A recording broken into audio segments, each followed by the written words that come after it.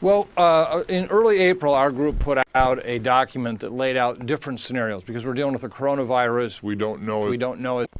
It's also more deadly than your strenuous flus.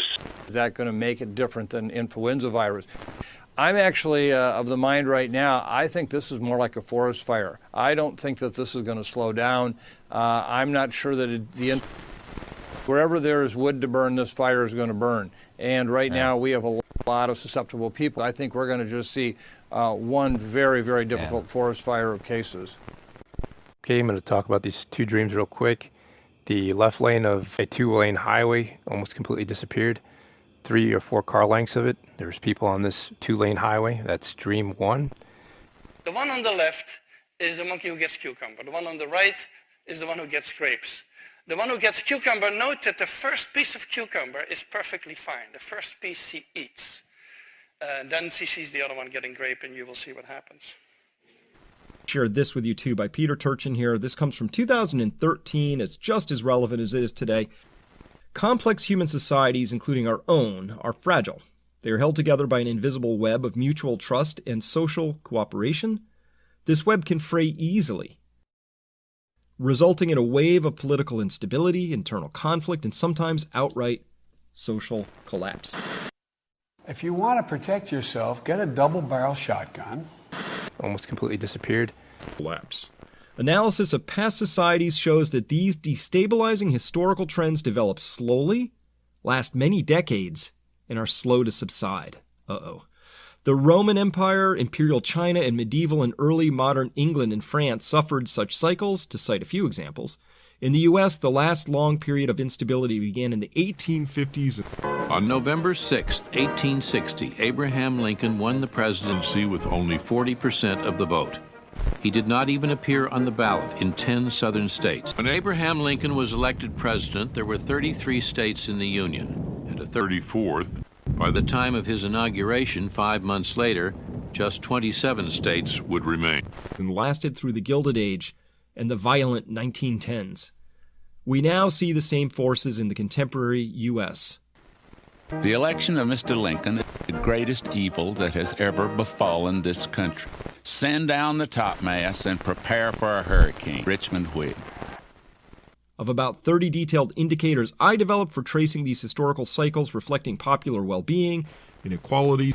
Claiming that which is not just is not law, William Lloyd Garrison began publishing a militant anti-slavery news. Social cooperation and its inverse, polarization and conflict.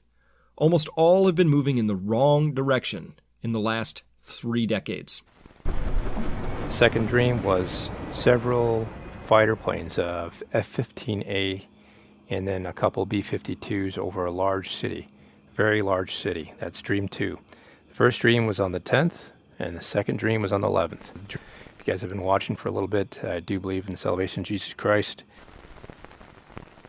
Here on the West Coast, I just wanted to mention something I had said to a coworker about a month ago, that if things start getting worse, it's likely that the West Coast will fall first and then the East Coast. And if you're in the Midwest, well, we're going to be the holdout area.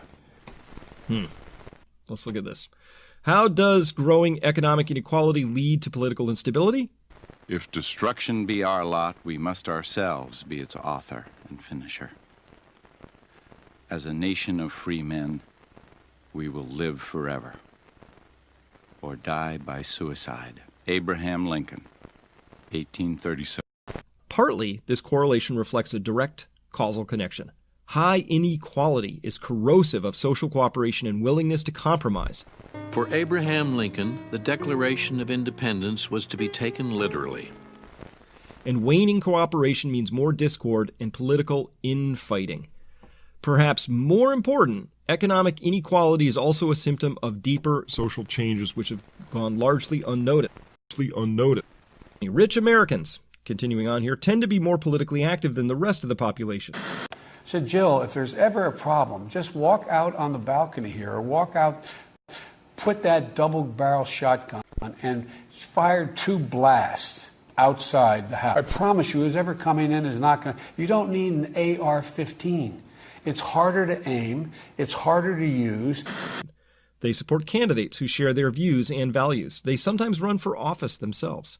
Yet the supply of political offices has stayed flat, the same numbers as in 1970. In technical terms, such a situation is known as elite overproduction. Elites are just like primates. There's only so many resources to go around, and when resources get tight, you fight over them. Squabble, infighting, backstabbing. All right, continuing on here, he writes, past waves of political instability, such as the civil wars of the late Roman Republic, the French wars of religion, and the American Civil War. As a nation, we began by declaring that all men are created equal. We now practically read it, all men are created equal except Negroes. Soon, it will read all men are created equal except Negroes and foreigners and Catholics. When it comes to this, I should prefer emigrating to some country where they make no pretense of loving liberty. To Russia, for instance, where despotism can be taken pure and without the base alloy of hypocrisy. Abraham Lincoln. But a common thread in the eras we studied was elite overproduction. The other two important elements were stagnating and declining living standards of the general population and increasing indebtedness of the state. Elite overproduction generally leads to more intra-elite competition that gradually undermines the spirit of cooperation, which is followed by ideological polarization. In fact, you don't need 30 rounds to protect yourself. And fragmentation of the political class. This happens because the more contenders there are, the more of them end up on the losing side. A large class of disgruntled elite wannabes, often well-educated and highly capable, has been denied access to elite positions. It's the punchline from all of this, and this leads us right into what I want to talk about with the Federal Reserve. Preventing catastrophe. We should expect many years of political turmoil peaking in the 2020s, and because complex societies are much more fragile than we assume, there's a chance of a catastrophic failure of some kind. Telling the truth never causes panic. They will respond, and they will trust you. So this is deadly stuff. With a default on U.S. government bonds being among the less frightening possibilities. Of course, catastrophe isn't preordained. History shows a real indeterminacy about the route societies follow out of instability waves. Some end with social revolutions, in which the rich and powerful are overthrown. Buy a shotgun. This is what happened to the Southern elites, decimated in the Civil War, beggared when their main assets, slaves, were freed, and excluded from national power in Washington.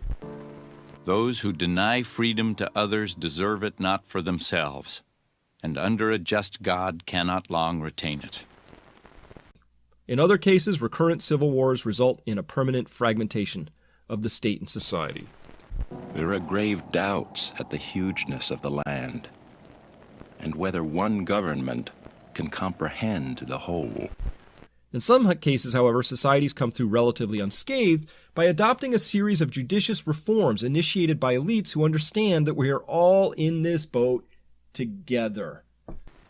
Now, the United States Federal Reserve has been taking the exact opposite of this approach for over a decade now, and they've recently put on the afterburners on this and making it really a deeply structurally unfair system, which is why I'm here to say the Federal Reserve is the problem today.